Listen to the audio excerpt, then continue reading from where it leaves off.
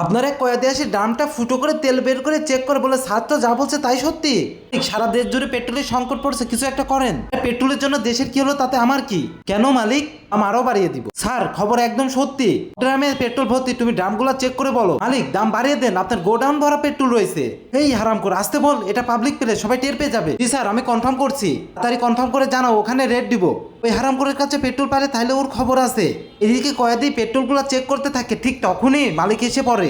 এখান থেকেই দাম বাড়িয়ে দিব, আর এইগুলো পেট্রোল পাম্পে নিব না। কে রে এই সময় ফোন দেয়? মালিক পুরা কুষ্টিয়া শহর পেট্রোল পাম্পে ভরে আছে, সবাই বলছে তেল দে তেল দে, কি করবো তাড়াতাড়ি বলেন।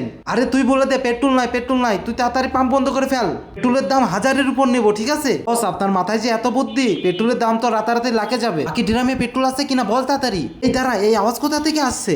চুপ থাক স্যার, আপনি একটু চুপ করেন, আমি ধরা পড়ে যাবো। স্যার এখানে সব ড্রামে পেট্রোল ভরা আছে।